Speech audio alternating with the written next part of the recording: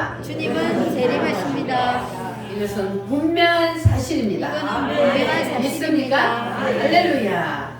사람이 이 땅에 태어나서 알아야 할 것들이 수없이 많지만 반드시 꼭 알아야 될 것이 있습니다. 그것이 뭐냐? 따라합니다. 7대 명절로 나타난 그리스도. 예수님이 우리를 구원하시기 위해서 해주신 이 7가지 복음 사건, 이것은 반드시 알아야 합니다. 알면 천국이요, 모르면 지옥입니다. 그러니까 여러분 심령 속에 오늘도 이 7대 복음 사건이 깊이 임하시기를 바랍니다. 자, 그러면 오늘도 우리가 7대 명절을 말씀을 상고하는데, 제가 먼저 질문을 하면 여러분들은 대답하시기를 바랍니다. 자, 7대 복음 사건이 뭐냐 하면 바로 이것이 7대 복음입니다. 자, 6월절. 대답해야지 여러분. 자, 6월절은 뭡니까? 십자가의 죽음. 십자가의 죽으리라. 무교절. 누가 무덤에 들어가요? 예수님이 무덤에 들어가시리라. 초실절.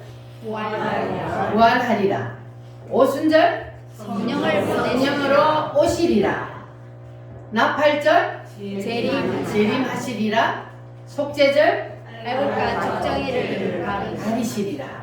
그 다음에 장막절. 천년 왕국을 이루어 주시리라. 이것이 바로 7대 복음입니다. 예수님이 이 땅에 오셔서 우리를 구원하시기 위해서 해주신 7가지 사건, 이것이 바로 7대 복음이요 7대 명절입니다. 이것은 반드시 뭐 해야 된다고요? 알아야 된다. 반드시 알고 이 7대 복음이 여러분의 가슴에 임해야만, 그래야만이 그 사람에게 구원이 임합니다. 할렐루야. 자, 그러면 이제 오늘은 지난주에 이어서 나팔절에 대한 말씀을 상고하겠습니다. 그런데 우리가 지금 오순절이 지났다고 해서 오순절에 대한 그 성령 세례를 접으면 안 돼요. 성령 세례를 못 받으신 분들은 계속해서 언제까지? 임할 때까지.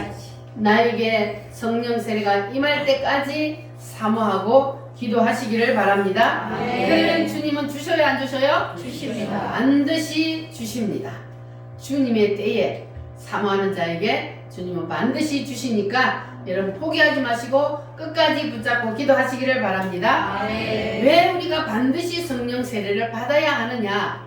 그래야만이 주를 위해서 내 생명을 걸 수 있기 때문에. 왜 주를 위해서 생명을 걸어야 하는지를 알게 되고, 그리고 누가 시키지 않아도 내가 혹시나 말을 잘못하여서, 내가 혹시나 행동 잘못하여서 주님의 이름을 욕되게 하지는 않을까 조심하게 되기 때문에, 그래서 우리는 반드시 성령 세례를 받아야 합니다. 할렐루야. 그러나 우리가 조심한다고 해서 실수를 안 할 수는 없습니다. 그러나 성령 세례를 받은 사람은 실수를 하면 빨리 뭘 한다고요? 회개를 한다고요. 이 속에서 성령님이 뭘 찌르기 때문에? 양심을 찌르기 때문에. 그래서 성령 세례를 받은 사람은 실수하고 죄를 지을 때에 빨리 하나님 앞에 회개를 하게 됩니다. 속에서 성령님이 아니야, 너 죄 지었어, 회개해야 돼 하고 속에서 자꾸 우리 심령을 건드려요. 그래서 회개하지 않으면 마음이 괴로워서 견딜 수가 없어. 그래서 빨리빨리 회개를 하게 됩니다. 할렐루야. 그래서 뭐 해야 된다고요? 성령 세례를 받아야. 따라합니다. 빨리 회개합시다. 회개도 2가지가 있습니다. 우리는 보통 회개 그러면 하나님 앞에만 회개하면 그것으로 끝난다고 생각을 하는데 그것이 아닙니다. 또 누구에게 회개를 해야 돼요? 사람에게도 회개를 해야 합니다. 하나님 앞에 우리가 회개했다고 해서 그것으로 만약에 끝나버리면, 만약에 내가 다른 사람에게 실수하고 다른 사람에게 억울한 일을 당하게 했다면, 그러면 그 사람한테 내가 회개하지 아니하고 내가 잘못을 구하지 아니하면 그 사람이 나를 향하여서 이를 갈고 있다면, 그러면 하나님이 우리의 기도를 들어주시겠냐 그 말이에요. 그래서 우리가 하나님 앞에 잘못을 회개했으면 그러면 내가 사람들과도 내가 회개해야 할 것이 있으면 회개하고 갚아야 할 것이 있으면 갚고 이렇게 계산을 다 해야만 그래야만이 온전한 회개가 되는 겁니다. 이것이 바로 5대 제사에서 말하는 속건제입니다. 할렐루야. 자, 주님은 반드시 재림하십니다. 따라합니다. 주님은 재림하십니다. 재림하십니다. 자, 주님의 재림이 역사적으로 사실이라는 것을 오늘 다니엘서의 말씀을 통해서 가르쳐 드릴 테니까 여러분 이 말씀을 꼭 붙잡으시고 재림 신앙을 가지시기를 바랍니다. 아멘. 자, 고대에 바벨론이라는 큰 강대국이 있었습니다. 그런데 그 시대에 하나님이 이스라엘 백성들 주위에는 항상 뭐를 세워놨다 그랬어요? 그 막대기가 뭐요? 큰 강대국들을 주위에 항상 세워놓았습니다. 뭐 하려고? 잘못하면 자기 백성 삼으신 이스라엘이 하나님의 말씀을 떠나 우상을 섬기거나 잘못하면 그 강대국들을 들어서 매를 때리기 위해서, 그래서 큰 강대국들을 항상 이스라엘 주위에 붙여놓고, 그리고 하나님께서 이스라엘 백성들이 하나님의 뜻대로 말씀대로 살면 그 강대국들을 뭐해요? 이스라엘에게 밥으로 줘요. 이스라엘 나라는 작지만 그러나 큰 강대국들을 다스리고 지배하게 만들고, 그리고 그 강대국들이 감히 이스라엘을 쳐다보지도 못하게, 침범할 생각도 못하게 두려운 마음을 준단 말이에요. 뭐 할 때는? 하나님의 말씀대로 뜻대로 이스라엘 백성들이 그렇게 살 때는, 그렇게 하다가 만약에 이스라엘 백성들이 하나님의 뜻을 거역하고 하나님의 의도에서 빗나가면 바로 어떻게 한다고요? 그 강대국들을 이스라엘을 치게 만들어. 그래서 하나님이 이스라엘 백성들에게는 이렇게 항상 강대국들을 붙여 놓았다 그랬어요.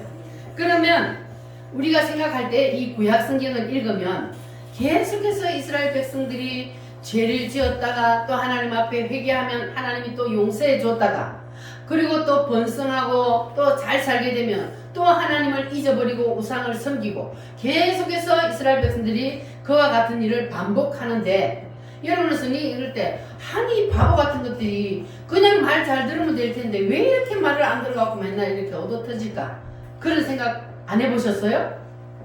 그런데 그 이스라엘 백성들이 바로 오늘날에 누구예요? 바로 우리요, 나요. 그 사람들이 바로 나라고. 하나님이 우리에게 복을 주시고 우리가 잘 살게 되고 번성하게 되면, 그러면 하나님을 잊어버려. 하나님의 의도에서 빗나가는 삶을 산단 말이에요. 그러다가 또 뭐해요? 얻어터져요.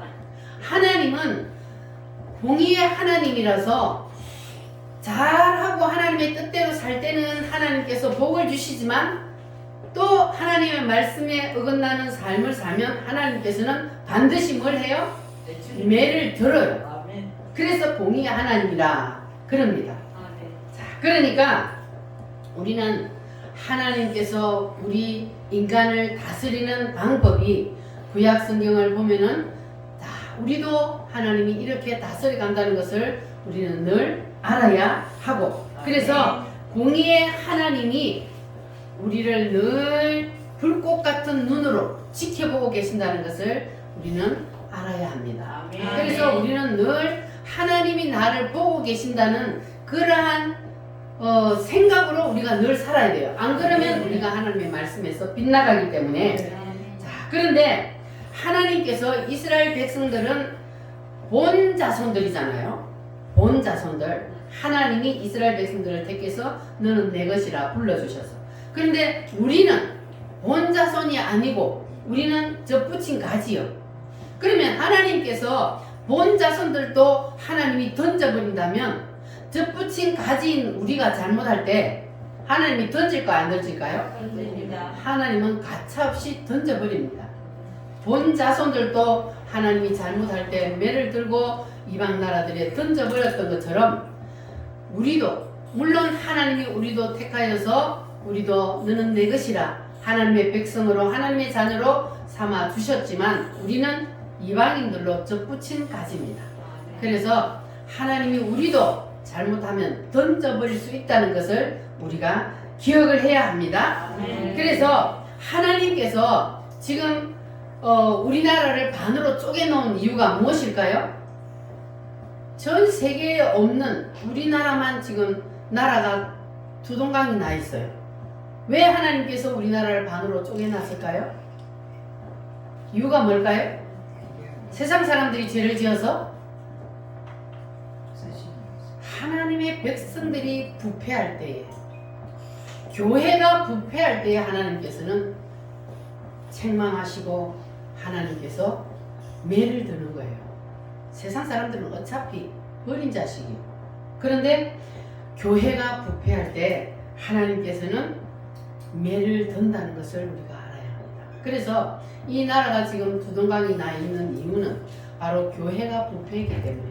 그러면 교회가 부패했으면 하나님께서 지금 이 나라를 그나마 사랑하셔서 하나님께서 이 나라를 마지막 기회를 주시기 위하여서 그래서 깨닫고 돌아오게 하시고 있습니다. 자, 니느웨 성이 하나님께서 멸망시켜 버리려고 하다가 하나님께서 그들에게 마지막 기회를 주셨잖아요. 회개하고 돌아올 기회를 주셨어요. 그래서 우리나라도 하나님께서 지금 깨닫고 돌아오도록 하나님께서 마지막 기회를 주고 계십니다. 그 우리가 깨닫고 돌아오지 아니하고 교회가 깨어나지 아니하면 하나님께서 이 대한민국을 김정은이한테 던져버릴 수도 있을까요? 없을까요? 있습니다. 던져버릴 수도 있다는 것을 우리가 성경을 통해서 알 수가 있습니다. 하나님이 본 자손인 이스라엘도 바벨론에 던지고 때로는 아수르에도 던져버리고 미디안에도 던져버리고 이렇게 수없이 본 자손들도 하나님께서 말 안 들을 때는 강대국에 던져버렸어요. 그래서 바벨론에 포로로 붙잡혀가고 아수르에도 포로로 붙잡혀가고 지배를 당하고 살고 이렇게 힘들게 어렵게 살도록 만든 이유는 바로 그들이 부패하고 하나님을 떠났기 때문에 그래서 그렇게 했던 겁니다. 그래서 인류 역사를 이끌어 오신 하나님의 그 인류 역사 경영을 보면은 다 이렇게 하나님께서 이끌어가고 계십니다. 그렇다면 우리도 지금 이 시대에 대한민국 한국 교회가 이 시대에 지금 어떻게 해야 된다고요? 깨어나야 돼요.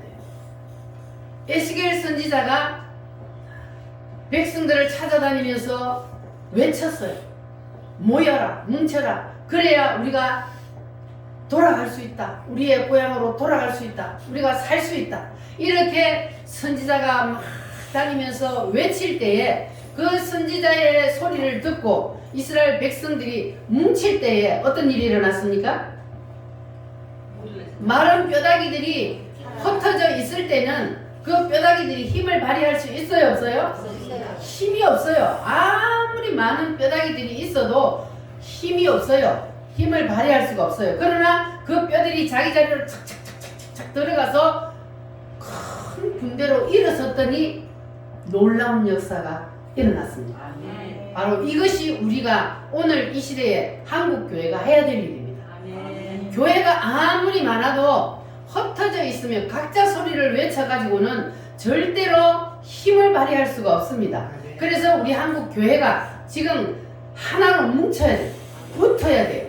그래야만이 큰 군대가 되고 그래서 우리 자유 대한민국을 지킬 수 있고 나라를 살릴 수가 있습니다. 그래서 우리 선지자가 외치고 있습니다. 모여라, 붙어라, 조직하라. 그래서 지금 무슨 조직을 하고 있습니까? 1000만 명의 자유마을 조직을 하고 있습니다. 1000만 명이 하나로 뭉치기만 딱 하면 그러면 대한민국은 그 누구도 넘볼 수 없는 그러한 강대국이 될 수 있습니다. 저 북한의 김정은이도 감히 쳐다볼 수도 없는 그러한 나라가 될 수 있습니다. 뭐 하면? 조직하면. 교회가 하나로 뭉치기만 하면 되는 거예요. 그런데 지금 한국 교회가 아직도 잠잠하고 있습니다. 그래서 우리가 외쳐야 합니다. 깨어나도록 전해야 합니다. 한국 교회가 죄악 가운데 있는데 하나님이 지금 기회를 주시는데 우리가 깨어나지 않으면 하나님께서 이 나라를 던질 수도 있다는 것을 우리가 그들에게도 가르쳐주고 우리가 그들을 깨어나게 해야 합니다. 할렐루야. 자, 그래서 하나님께서는 이 나라를 지금 하나님이 허락하지 아니하면 아무것도 되는 게 없어요. 믿어지십니까? 아멘. 지금 이 나라가 완전히 빨간 물 들어있는 것도 하나님이 허락했기 때문에 그렇게 된 거예요. 여러분, 이 나라가 지금 완전히 빨갱이 주사파들이 다 잡고 있다는 것은 아십니까? 아멘. 완전히 주사파 빨갱이들이 이 나라를 다 잡아먹었어요. 그거는 무엇 때문일까요? 교회가 부패했기 때문에, 교회가 타락했기 때문에 하나님께서 그들에게 넘겨준 거예요. 그러나 하나님께서 마지막 기회를 우리에게 주신 거예요. 한국 교회가 일어나서 하나로 뭉쳐서 조직만 하면 하나님께서 이 자유 대한민국을 통해서 놀라운 일을 이룬다고 주님이 아멘. 분명히 보여주셨습니다. 아멘. 이 대한민국만 빛으로 되어 있다 그랬어요. 빛은 곧 누구를 말합니까? 예수님이요. 다른 나라들은 다 동물로 되어 있는데 이 대한민국만 빛으로 꽉 차 있었어요. 이 빛이 북한을 먹고 중국을 먹고 어디까지 가요? 예루살렘까지 가는 거예요. 이게 바로 하나님이 마지막 때에 대한민국을 통해서 하실 일이요. 하나님이 이렇게 우리 대한민국을 써주려고 하나님께서 지금 계속해서 연단하고 있는 거예요. 그래서 이때에 우리 대한민국이 교회가 깨어나서 하나님의 말씀과 하나님의 의도대로 우리가 나아가기만 하면 그러면 이 자유 대한민국은 하나님께서 크게 쓰셔서 이 마지막 때에 정말로 하나님께서 하시고자 하신 그 뜻을 이루어드리는 그러한 나라가 될 줄 믿습니다. 아멘. 할렐루야. 그래서 우리는 이제 사람 눈치 보면 안 된다 그랬죠? 근데 지금 한국 교회가 사람 눈치 보고 있어요. 교인들이 떠날까봐, 교인들이 뭐라 할까봐 목사님들이 말을 못해. 그래서 교인들에게 가르치지 못합니다. 목사가 가르치지 않으면 교인들은 알 수가 없어요. 왜냐하면 언론이 다 지금 이 빨갱이들이 다 잡아가지고 가짜 뉴스를 전하고 있기 때문에 백성들이 알 수가 없어. 눈과 귀를 다 막아버렸어요. 그래서 교회에서 외쳐야 되고 가르쳐야 합니다. 그래서 이렇게 교회가 잠잠히 있다면, 그러면 만약에 이 사람들이 우리 그 일제시대 때 신사참배를 하는 것처럼 그러한 일이 일어난다면 지금 사람 눈치 보고 비겁하게 앉아있는 사람들이 그때의 신사참배를 할까요? 안 할까요? 비겁한 사람들은 기회주의자예요. 만약에 지금 그런 일이 일어난다면 그 사람들은 또 신사참배 할 사람들이에요. 지금 이러한 시대에 하나님께서 지금 우리 대한민국을 사랑하셔서 기회를 주셔서 외치게 만들고 깨어나게 만들고 있는데도, 그런데도 알면서도 잠잠히 있다면 그 사람들은 비겁한 사람이에요. 이 사람들은 신사참배하는 것과 똑같은 거예요. 하나님은 반드시 심판하십니다. 그래서 우리는 절대로 사람 눈치 보면 안 되고 하나님의 눈치만 보며 살아야 합니다. 아멘. 할렐루야. 그래서 우리 우물교회는 하나님께서 이 시대에 우리를 뽑아주셨어요. 아멘. 지금 이 남해에도 교회가 60개가 넘어요. 그런데 지금 이 일을 하는 교회는 우물교회밖에 없어요. 아멘. 그래서 여러분들이 여기 붙어 있다는 것은 하나님의 큰 은혜와 복인 줄 믿으시기를 바랍니다. 아멘. 그래서 우리는 어떤 일이 있어도 절대로 사람의 눈을 살피지 아니하고 생명의 위협이 올지라도 우리는 주님만 바라보고 우리가 하나님의 뜻을 붙잡고 나아가야 할 줄 믿습니다. 아멘. 할렐루야.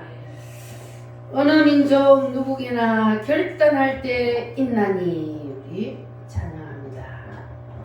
어느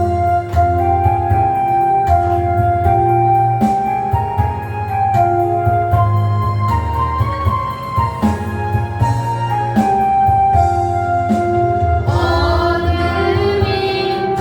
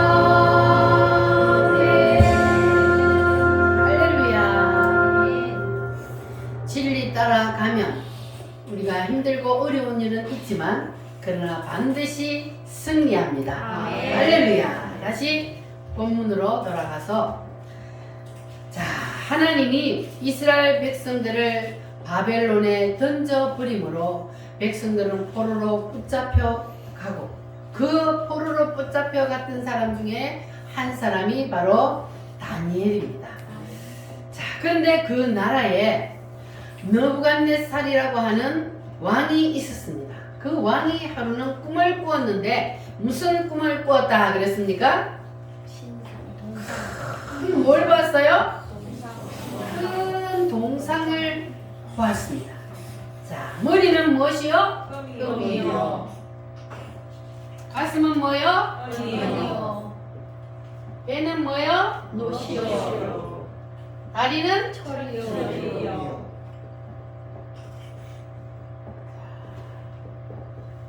열 발가락은? 물과 철과 흙이요. 자, 이렇게 큰 동상을 누가 봤어요? 느부갓네살 왕, 이방 왕에게 하나님이 이 큰 신상을 보여주었습니다. 그런데 이방 왕에게 보여준 이 큰 신상은 무슨 뜻이냐?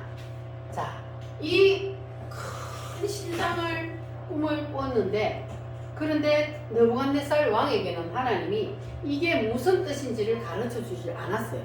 그래서 꿈을 꾸고 나서 느부갓네살 왕이 어떻게 했다 그랬어요? 아까 본문 말씀을 읽어보니까 무서워서 이게 도대체 무슨 꿈일까? 두렵고 무서워서 잠을 자지를 못했어요. 그래서 그 나라의 꿈 해석을 잘한다는 박사와 술객과 지혜자들을 다 불러 모았어요. 불러 모아서 그들에게 너희들이 내가 꾼 이 꿈을 해석하라. 그런데 내가 무슨 꿈을 꿨는지 그거부터 말하라. 그러면 아무리 꿈을 잘 해석하는 사람이라도 아니 무슨 꿈을 꾸었는지를 말해주고 해석을 하라 그래야 해석을 할지 말지. 그런데 무슨 꿈을 꾸는지 말해주지도 아니하고 꿈 해석부터 하래요. 자, 무슨 꿈을 꾸었는지 그리고 그 해석을 말하라 이렇게 말합니다. 그랬더니 그 사람들이 뭐라 그러냐 하면 아니 왕이요 역대 이후로 그렇게 권력 있는 왕들 중에 왕같이 이렇게 무례한 부탁을 하는 사람은 없었습니다. 이거는 육체 안에 있는 사람은 할 수가 없고 육체 밖에 있는 신들이라면 할 수 있을까? 아무도 할 수 없는 일입니다. 그러니까 무슨 꿈을 꾸었는지 얘기해 주세요. 그러면 우리가 해석을 해드리겠습니다. 그랬더니 왕이 뭐라 그래요? 이 나쁜 놈들 내가 무슨 꿈을 꾸었는지 말해주고 해석을 하라 그러면 너희들 마음대로 해석을 하면 내가 어떻게 그게 맞는지 틀리는지 알 수 있느냐. 그러니까 내가 꿈부터 말해. 그런데 이 사람들이 꿈을 어떻게 알아요? 모르지.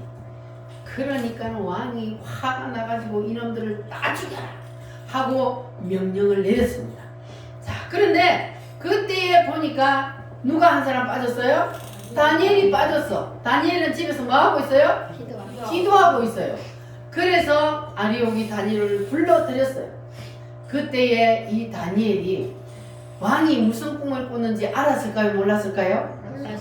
몰랐어요. 모르는데 이 사람들을 다 죽이라는데 너도 여기서 죽어야 돼. 그러니까 이 다니엘이 믿음으로 선포를 합니다. 왕 앞에 가서 왕이여 하룻밤만 시간을 주시면 내가 왕이 무슨 꿈을 꾸었는지 하고 그리고 그 해석을 내가 다 알려드리겠습니다. 진짜로 알 수 있느냐? 예. 그래가지고 하룻밤 연기해놓고 집에 돌아와서 그의 세 친구에게 연락을 해가지고 우리가 오늘 기도하여서 왕이 무슨 꿈을 꾸었는지 모르면 우리 다 죽는다. 그래서 기도하자. 그래놓고 다니엘이 기도를 하는데 다니엘이 어떻게 기도를 했을까요? 그렇지. 통줄타게 기도해야지. 왜냐하면 오늘 내가 그 무슨 꿈인지 그 꿈을 해석하지 못하면 그러면 내일이면 죽어야 돼. 그러니까는 잠도 안 오고 막 하나님 가르쳐 주세요. 느부갓네살 왕이 무슨 꿈을 꾸었는지 가르쳐 주세요 하면서 막 밤새도록 기도하다가 잠시 잠을 들었어. 그때 하나님께서 다니엘에게 꿈속에 나타나셔서 뭘 보여줬어요? 하나님이 보여줬잖아요. 누구에게? 느부갓네살 왕에게. 그러니까 다니엘이 기도를 하니까 하나님이 이 다니엘에게도 똑같은 꿈을 보여주었습니다. 그리고 다니엘에게는 무엇까지 보여줬어요? 이게 무슨 뜻인지 그 해석까지 다니엘에게는 다 가르쳐 주셨습니다. 할렐루야.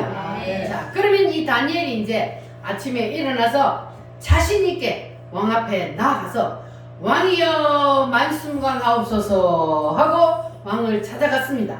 그래, 알아내었느냐? 예, 당연하죠. 내가 지금부터 하는 이 해석은 내가 지혜로워서 그러는 것이 아니라 하늘에 계신 하나님이 나에게 가르쳐 주신 것입니다 하고 이 다니엘이 영광을 누구에게 돌려요? 하나님께. 하나님 앞에 영광을 먼저 돌렸습니다. 할렐루야. 그리고 나서 이 다니엘이 자기가 본 것을 그대로 왕에게 얘기를 했습니다. 따라합니다. 머리는 금이요, 금이요. 가슴은 가슴은 은이요, 은이요. 배는 노시요, 노시요. 다리는 철이요, 철이요. 열 발가락은 열 발가락은 철과 흙이요. 이렇게 생긴 큰 동상을 보셨지요? 그래, 봤어. 그런데 돌이 하나가 내려오더니 열 발가락을 쾅 치니까 그 동상이 와르르 다 무너지더니 타작마당의 개처럼 다 날아가 버렸어. 그리고 하늘에서 내려온 그 돌이 점점 커지더니 온 세상을 다 덮었지요. 그래, 맞아. 이 왕이 얼마나 놀랬겠어요. 한번 생각해봐요. 어떻게 자기가 꾼 꿈을 그대로 똑같이 얘기를 하냐고요. 이거는 사람으로서는 할 수 없는 일인데 하나님이 이것을 다니엘에게 보여주셔서 하나님께서 하신다는 것을 지금 가르쳐주고 계시는 거예요.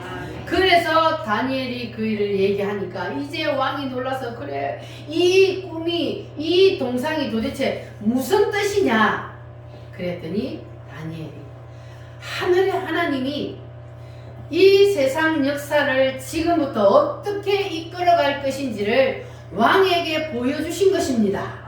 할렐루야. 이 시대가 어느 시대라고요? 바벨론 시대. 자, 그래서 이 금으로 된 머리는 어느 나라요? 바벨론 나라입니다. 왕이 바벨론 나라의 왕이 누구라고요? 느부갓네살이요. 이 느부갓네살에게 하나님이 이 동상을 보여줬는데 이 시대로부터 시작을 해서 앞으로 역사가 어떻게 이루어져서 어떻게 끝난다는 것을 누구에게 보여줬다고요? 느부갓네살 왕에게 보여줬다고요. 자, 그래서 왕이 지금 이끌어가는 이 바벨론 제국이 영원히 가는 것이 아니라 이 나라보다 조금 못한 나라, 무슨 나라? 은혜 나라가 나타나서 왕의 나라는 망하고, 그리고 이 은혜 나라, 사람이다. 메디아와 페르시아. 그래서 메데 파사라는 나라가 나타나서 누구를 무너뜨려요? 바벨론을 무너뜨려요. 이 바벨론 제국은 아무도 무너뜨릴 수 없는 철옹성 같은 그러한 성을 만들어 놓고 있는 나라입니다. 그런데 그 바벨론을 누가 무너뜨려요? 그보다 못한 나라, 메디아와 페르시아라는 그 작은 나라들이 두 개가 합한 그 나라가 이 바벨론을 무너뜨려요. 하나님의 말씀대로. 자, 그래서 무너뜨리고, 그리고 이 메디아와 페르시아도 영원히 가지 아니하고 무슨 나라가 나타나요? 놋과 같은 나라가, 놋의 나라는 무슨 나라요? 헬라가 나타나서 이 메디아와 페르시아도 망하고 헬라라는 나라가 또 이 세상을 제패할 것입니다. 자, 그리고 이 나라도 영원히 가지 아니하고 이 헬라도 망하게 되고 무슨 나라? 철의 나라. 두 다리니까 이거는 뭐요? 동로마와 서로마. 이 나라가 나타나서 자 이렇게 인류 역사가 앞으로 되어간다. 언제 말했다고요? 바벨론 시대 바벨론 시대. 바벨론 시대에 하나님께서 내가 앞으로 인류 역사를 이렇게 이끌어갈 것이라는 것을 미리 말씀하셨습니다. 자, 그리고 하나님께서는 그 보여준 그대로 지금 인류 역사를 이끌어가요? 안 이끌어가요? 하나님이 보여주시고 그대로 인류 역사를 이끌어가셨잖아요. 그래서 인류 역사를 누가 이끌어가신다고요? 하나님이 이끌어가신다고. 인류 역사를 그대로 하나님이 이끌어가시고 그리고 마지막 뭐가 내려왔다고요? 큰돌 돌이 하나가 내려와서 어디를 쳤어요? 바벨론 시대를 쳤어요? 열 발가락을 쳤다. 자, 그러니까 이 동로마 서로마 천혜나라까지는 이미 이루어졌잖아요. 여기까지는 이미 이루어졌어요. 자, 그런데 이 열 발가락 나라는 미래의 나라예요. 미래의 나라. 왜 미래의 나라냐면 아직 오지 않은 나라니까. 아직 이루어지지 않은 나라니까 미래의 나라. 자, 그래서 이 열 발가락 시대가 되면은 누가 내려온다고요? 산돌이신 예수님이 재림을 하신다고요. 자, 그래서 예수님의 재림은 인류 역사적으로도 확실합니다. 왜냐하면 이 역사가 이렇게 이루어진다는 것을 하나님이 바벨론 시대에 이미 보여주시고 인류 역사를 그대로 이끌어 오셨습니다. 그렇다면 마지막 하나 남은 이 열 발가락의 나라도 반드시 이루어진다는 것을 우리가 알아야 됩니다. 이 열 발가락 시대가 되면은 무슨 일이 일어난다고요? 예수님이 재림을 하게 합니다. 예수님이 재림을 해요. 믿습니까? 예수님께서 재림을 하면 그러면 그때 이제 무슨 일이 일어나느냐? 예수님이 재림을 하면 그때 무슨 일이 일어난다 그랬어요? 세상이 자 아까 돌이 내려왔다요. 돌이 내려와서 열 발가락을 딱 쳤는데 열 발가락을 치고 나서 이 동상이 어떻게 됐다고요? 다 무너져가 가루가 되어버리고 다 날아가 버리고 그러면은 가루가 되어서 날아가 버렸다는 건 세상 역사가 끝났다는 거예요. 그러니까 예수님이 재림을 하면은 세상 역사는 끝나버려요. 없어져요. 그리고 하늘에서 내려왔던 그 돌이 뭐 했다 그랬어요? 점점 커져서 뭐 했어? 온 세상을 그러니까 이것이 무슨 나라다? 메시아의 나라. 메시아의 천년왕국 돌의 나라. 이게 다 같은 말인데 예수님이 오시면 이 세상에다가 뭘 이루어요? 천년왕국을 이루신다는 거예요. 그래서 천년왕국은 하늘나라에 올라가서 이루어지는 것이 아니고 땅에서 이루어지는 겁니다. 자, 그러면 예수님이 재림을 하면 첫 번째 예수님이 자 공중 재림을 먼저 하셔요. 예수님이 자 공중에 예수님이 재림을 하셔서 자 공중에 재림을 하면 그러면 예수님이 재림을 할 때에 그때까지 만약에 우리가 살아있다면 그러면 우리는 어떻게 됩니까? 이 몸이 뭐로 변화가 되어서? 부활체로 신령한 몸으로 변화가 되어서 어디로 올라가요? 공중으로 올라가요. 누구 만나기 위해서? 예수님을 만나기 위해서 신랑 되신 예수님을 만나기 위해서 이 땅에 있는 하나님을 믿는 자녀들은 다 신부가 되어서 공중에 주님을 만나러 올라갑니다. 자, 그런데 예수님이 재림을 할 때에 그때까지 살아남아 있는 사람보다 먼저 부활하는 사람들이 있어요.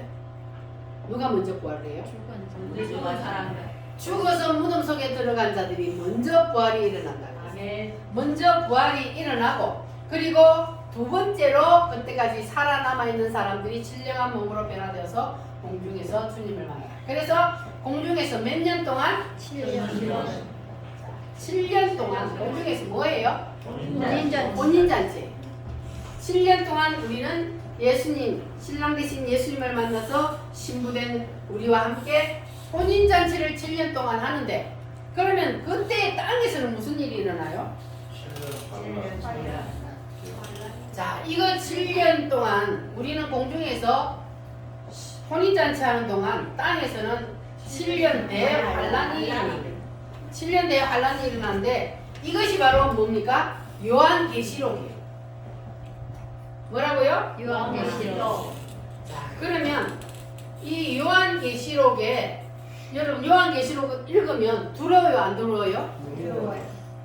무서워요. 요한계시록 읽으면. 그래서 이 사실을 모르는 사람들은 요한계시록을 내가 겪어야 한다고 생각을 해요.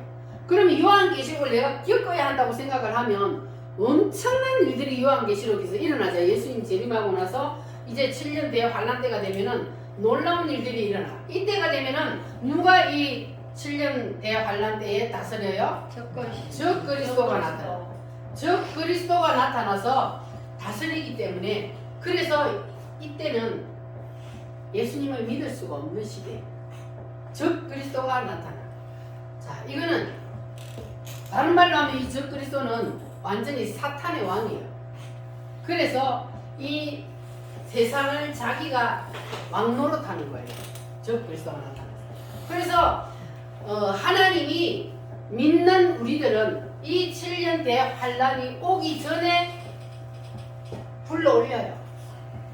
이것이 구약성경의 예표로 나타나는 게 뭐라 그랬습니까? 구약의 예표로 나타내는 게 소돔과 고모라. 소돔과 고모라에 누가 살았어 여기에? 롯이, 아브라함의 조카 롯이 여기에 살고 있었는데 이 땅이 너무 죄가 많아서 하나님이 싹 썰어버리려고 하는데 그 일을 먼저 하나님이 아브라함의 천사를 보내서 알게 했어요. 그런데 이게 멸망시키려고 하는데 아브라함이 자기 조카 가족이 거기 살고 있으니까 하나님 앞에 기도했어요. 하나님 살려주세요. 우리 조카 살려주세요. 그래 안 하고 그곳에 의인이 몇 명만 있으면 하나님 그래도 멸망시킬 겁니까? 하면서 막 하나님이 기도를 하는 거예요. 그래서 하나님이 그 아브라함의 기도 때문에 조카 롯을 살려줘요. 그래서 하늘에서 불벼락이 떨어지기 전에 뭐 합니까? 롯하고 그 두 딸하고 마누라를 거기서 끌어내요. 미리 끌어내고 난 다음에 하늘에서 불벼락을 내려요. 이것이 바로 뭐냐 하면은 7년 대환란에 들어가기 전에 하나님께서 하나님의 자녀들은 불러 올린다. 이게 바로 예표예요. 그래서 우리는 7년 대환란을 경험하지 않아도 되니까 걱정할 거 없어요. 아멘. 지금 우리는 뭘 준비해야 돼요? 신부단장을 잘해야 돼요. 신부단장. 지금 주님이 공중에 오셨을 때에 우리가 다 들림을 받아서 나팔 소리를 듣고 올라가야 하기 때문에 지금 우리가 신부단장을 잘해야만이 그래야만이 우리는 공중에서 예수님과 함께 혼인잔치를 할 수 있는 겁니다. 아멘. 믿어지십니까? 아멘. 이게 믿어져야 돼요. 아멘. 하나님은 인류 역사를 하나님이 바벨론 시대에 이 바벨론이라는 나라가 있었어요, 없었어요? 있었어요. 고대의 역사 공부를 하면 이게 바로 역사적으로 사실로 있었던 나라들입니다. 그런데 그 나라들이 생기기도 전에 하나님께서 이미 느부갓네살 왕에게 이렇게 내가 세상 역사를 만들어 가는데 마지막에 이렇게 내가 인류 역사를 끝낼 것이다 하고 하나님께서 미리 보여주시고 그 보여주신 대로 하나님께서 인류 역사를 이끌어 가신단 말이에요. 할렐루야. 가셨고 앞으로도 그렇게 하실 것입니다. 그걸 믿어지십니까? 이렇게 우리가 하나님께서 우리를 사랑하셔서 우리를 먼저 불러주시고 우리가 그 환난 속에 들어가지 아니하고 주님과 함께 공중에서 혼인잔치를 할 수 있도록 우리를 이렇게 하나님의 자녀로 택하여 주셨습니다. 감사해요, 안 해요? 감사해요. 할렐루야. 그래서 예수님은 인류 역사적인 사실로도 보면은 반드시 와요, 안 와요? 반드시 오잖아요. 역사적으로도 봐도 이렇게 쫙 인류 역사가 가는데 돌이 하늘에서 내려와서 열 발가락을 치는 이게 예수님의 재림이니까 역사적으로도 사실이란 말이에요. 뭐가요? 예수님의 재림이. 예수님의 재림은 역사적으로도 사실입니다. 그래서 우리가 사도행전을 보면 초대교회 성도들이 우리가 아까 마라나타 하고 찬송을 불렀죠. 마라나타 무슨 뜻이에요? 주 예수여 어서 오시옵소서. 그게 마라나타 뜻이에요. 그래서 주 예수여 어서 오시옵소서. 왜냐하면 예수님이 가시면서 내가 다시 오리라 했거든요. 그래서 사도행전의 이 성도들은 예수님이 곧 오시리라 했기 때문에 곧 오신다고 생각을 하고, 그리고 예수님이 오시기만을 고대하며 사모하며 살았습니다. 자, 그런데 그 성경시대뿐만 아니고 우리나라도 믿음의 조상들이 옛날 일제시대, 일제강점기 때 얼마나 환난과 핍박이 심했으니까 예수님을 믿으면 죽어, 예수님을 안 믿는다고 하면 살려줘, 이러한 시대가 있었어요. 그래서 그때 당시에 정말로 그때 당시에도 하나님의 성령이 보여준 사람은 이게 보인단 말이에요. 우리가 마지막 가야 할 이 마지막 새 예루살렘 천년왕국이 보이기 때문에 그때 우리 믿음의 조상들 대표적인 사람이 누구요? 주기철과 손양원 이런 목사님들, 그리고 수많은 성도들이 그때 순교를 당했잖아요. 그 사람들은 이거를 봤던 거예요. 그러니까 나는 절대로 예수님을 버릴 수 없습니다, 배신할 수 없습니다, 그러면서 죽잖아요. 그게 사람의 힘으로 된다 그랬어요? 안 된다 그랬어요? 안 된다 그랬어요. 그런데 우리 믿음의 선조들도 그런 일을 했어요. 그러면 성령님이 그들 속에 계셨어요? 안 계셨어요? 성령님이 그들 속에 계셨기 때문에 성령님이 그들에게 그러한 힘을 주셔서 그들이 주를 위해서 생명을 던질 수 있었던 겁니다. 그래서 그들이 보면은 주 예수여 어서 오시옵소서 하고 고대하며 사모하며 주님이 오실 날을 기다리고 있었단 말이에요. 그래서 그들이 만드는 찬송이 있어요. 자, 그러면 우리도 주님이 어서 오시기를 사모하고, 그래 그들의 마음을 공유하면서 낮에나 밤에나 눈물 머금고 주 예수님 오시기만을 고대합니다. 네, 찬송 부르겠습니다.